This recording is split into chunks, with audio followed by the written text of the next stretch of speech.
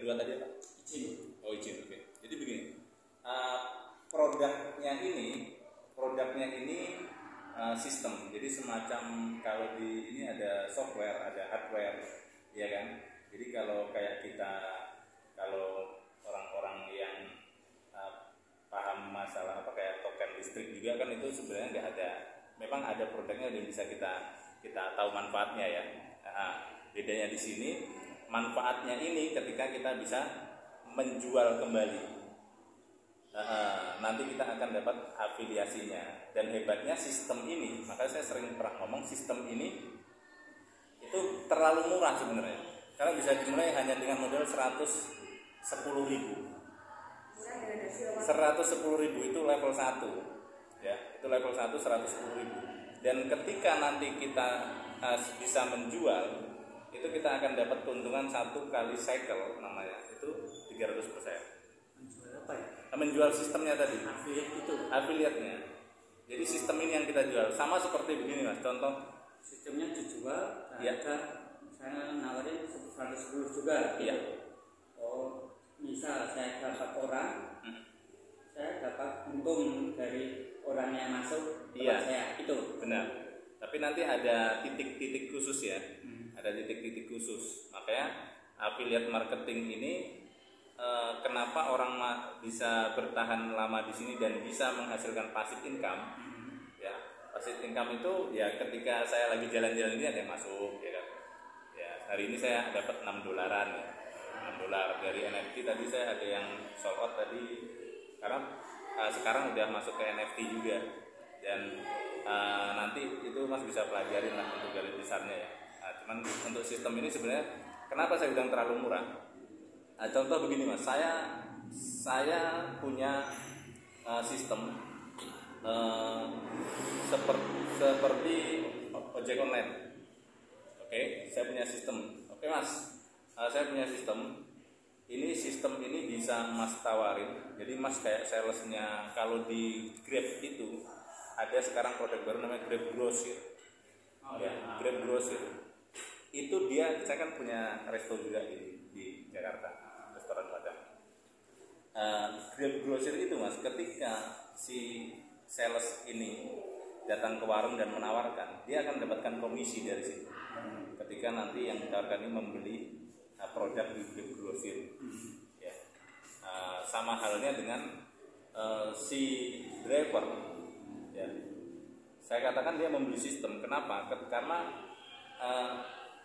ketika dia berhasil mendapatkan pelanggan, dia akan mendapatkan 80%. 20%-nya masuk ke sistem dan dia diambil oleh yang punya aplikasi. Nah, bedanya ini sistemnya tadi yang kita kasihkan, dan dia bisa mencari driver sebanyak-banyaknya. Tetapi memang syaratnya si driver tadi pun harus menjual sistemnya, bukan mencari penumpangnya. Bedanya apa? Bedanya kalau di ojek online itu kan dia harus beli, dia itu belum bersih ya 80%. Dia harus beli bensin lagi, belum lagi tenaga, ya kan? Dia harus keluar ya, sama ya. Cuman enaknya di sini itu serba 100%. Dan keuntungan tadi itu bisa didapat bukan hanya dari hasil kerja kita. Jadi saling silang. Makanya sistematik ini ketika orang paham, banyak yang salah paham. Gitu. Makanya tadi saling silang. Ketika si A closing, bisa yang dapat malah crossline-nya. Crossline itu contoh mas join hari ini member ketiganya bapak ini. Berarti mas punya crossline member pertama dan keduanya. Crossline. Iya. Ada juga namanya plan metric, apa ini. Itu nanti bisa kita pelajarin. Jadi sebenarnya kita jual sistemnya. Sama kita, kayak saya tadi saya bilang, mas ini ada sistem bagus, nggak bisa crash. Mas bisa dapatkan keuntungan dengan menjualnya kembali. Dan tidak perlu menjual selamanya. Nah, ini enaknya. Syaratnya apa? Syaratnya kemarin saya ketemu tim saya yang di Bintaro. Kalau dari UFD sendiri untuk percepatan itu kita sebenarnya cukup mengajak 6 orang, ya, banyak lebih baik. Ini dari UFD ya yang kita sarankan. Dan 6 ini masing-masing nanti ngajak 6 juga, udah selesai tugas kita. Itu yang level 110 itu bebas Mas. Jadi contoh begini, Mas punya modal. Ini nanti kita, jadi sebenarnya enaknya bisnis ini tuh bisa dijalankan orang yang nggak punya duit banyak pun bisa. Dia bisa join dengan 110.000. Karena dulu dasarnya juga saya itu modal cuman ratusan ribu Mas. Ya, cuman ratusan ribu karena saya sudah yakin sama bisnis ini. Ketika ada orang nawarin bisnis lain, itu saya mau fokus di sini. Karena saya nggak mau jadi beban moral lagi. Kenapa saya benar-benar yakin di sini? Karena bisnis ini desentralisasi, tidak terpusat, nggak ada pusatnya. Nah, jadi ketika ada member masuk, ya udah dia jadi pusat, titik pusat lagi. Mas masuk nih, dia jadi pusat. Jadi bedanya dengan sistem lama itu sentralisasi, ada pusatnya. Ya, dia harus transfer ke satu nomor rekening. Ya kan? Ini 110 masuk ke mana? Nah, bedanya di sini gini Mas.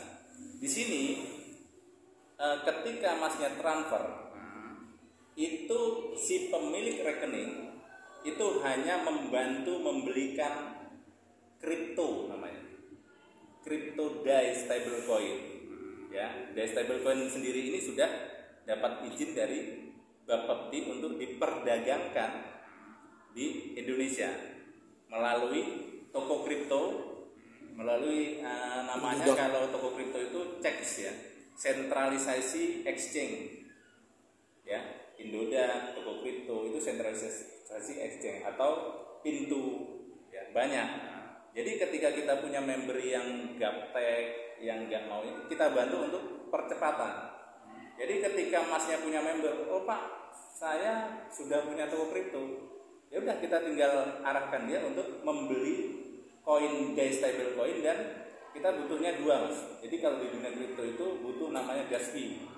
Di blockchain itu untuk transaksi itu butuh gas fee. Dan gas fee yang kita gunakan di sini karena menggunakan jaringan Polygon, jadi menggunakan koin Matic namanya.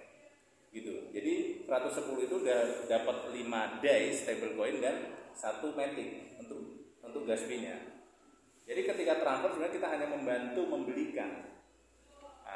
Dan top leader yang sudah banyak bonusnya, tentu dia nggak membelikan lagi. Dia ibaratnya kalau di sistem lama kayak stokis, gitu. Tapi ketika stoknya habis, ya kalau dia dapat bonus terus, kayak saya alhamdulillah saya jarang sih, ya. Kecuali ada yang langsung beli bom 20 juta, 50 juta, itu saya jarang ada stok sebanyak itu, gitu. Karena saya pun sebagian sudah saya alokasikan ke konvensional. Konvensional rumah makan Padang alhamdulillah ya. Jadi kurang lebihnya seperti itu. Jadi crypto DAI dan Matic-nya ini sudah dapat izin. Jadi sebenarnya sistem ini kenapa kok nggak pakai rupiah aja Pak? Karena rupiah belum mendunia, gitu. Rupiah digital sekarang kan udah ada, ya. Cuman kan baru-baru ini. Dan kalaupun rupiah digital yang dipakai karena bisnis ini skalanya global, kemungkinan susah untuk apa ya Mas, sosialisasinya ya. Untuk DAI stablecoin sendiri kan ini udah terkenal, ini koin stablecoin yang lumayan bagus ratingnya. Karena masuk di exchange juga itu masuk di 10 besar. Matic juga 10 besar itu. Kalau yang di Indodax sendiri kan itu sekitar 230-an koin kripto ya yang sudah boleh diperdagangkan. Jadi intinya di sini kenapa nggak perlu izin? Karena sebenarnya Mr. ini hanya membuat sistem. Untuk sistemnya ini ya, sistemnya ini sudah ketika nanti kita konekkan ke blockchain, itu sudah kita dapat link afiliasi dan berlaku selamanya. Gitu. Enaknya di sini nggak perlu ada namanya tutup poin, nggak perlu seimbang kanan kiri. Ya saya udah dapat 118 mitra di bawah saya langsung. Itu yang yang kencang ya ibaratnya kalau di sini kayak kaki gajah ya. Kalau rata-rata orang yang sudah pernah join di sini kayak kaki gajah, 10 orang paling yang paling kencang, yang lainnya ya sambil jalan sambil ini gitu. Dan enaknya di sini Mas, ketika kita serius mempelajarinya, kita akan dapat semacam sumber pemasukan baru selain dari menjual sistem tadi. Nah, itu yang dari UFT ya, 6 orang. Tapi saya di Bogor ketemu tim. Sebenarnya di sini cukup kalau bisa nyari 2 aja. 2 duplikasi 2. Ya. Itu sudah luar biasa hasilnya. Contoh Mas Agus, saya nggak mau cari-cari orang itu. Tapi pada kenyataannya Mas, kebanyakan yang fokus di sini ketika dia dapat orang yang satu misi yang dia pingin apa, itu terkadang ketika dia sudah niat stop ingin mencari cuma 2 orang atau 6 orang ya, karena dia fokus jalanin ini, kita nggak nyari orang lagi. Itu kejadian di sana. Ya, saya fokus di sosial media, kayak Facebook, Instagram, ya kan. Itu aja yang saya post-post ya tentang bisnis ini. Itu pun nggak semua tentang ngajak mereka langsung. Saya kebanyakan edukasinya. Karena fokus saya di sini bagaimana orang Indonesia ini paham nih tentang blockchain dulu. Ketika dia paham tentang blockchain teknologinya, nah dia nanti akan join sendiri. Gitu. Kebanyakan orang yang join sama saya itu ketika teredukasi dia tanya join. Makanya ketika saya fokus selama proyek ini kan sudah jalan 3 tahun, itu kadang ada orang tanya dapat info dari mana Pak? Dapat dari Facebook, dapat dari Instagram gitu. Jadi pada akhirnya nanti, karena kalau udah kita post di kayak Facebook, Instagram itu kan kekal maksudnya. Selama internet hidup, ketika orang lihat, dia scroll lihat apa yang kita posting dan tertarik, apalagi kita kalau sudah nyantumin nomor WA di situ atau link atau semacam web replika, landing page dan lain-lain ya. Kalau orang yang tidak paham di situ, saya sendiri dulu nggak pernah pakai web replika, ya kan. Cuman ketika di sini saya pelajarin, oh oke juga ini. Tapi saya nggak bisa buat. Saya bayar orang 50.000 waktu itu. Saya bayar, tapi luar biasa ya kan. Udah itu, akhirnya saya merasa sendiri, orang akan datang sendiri, gitu. Orang akan datang sendiri. Makanya kendala kalau kita bisa online dan offline itu lebih luar biasa. Makanya saya di Bintaro itu ada jadwal 3 kali seminggu. Itu saya usahakan minimal sekali seminggu saya datang. Offline ya? Offline, ya. Jadi kalau bisa offline dengan online lebih luar biasa lagi, gitu. Jadi itu Pak sementara. Ya. Kalau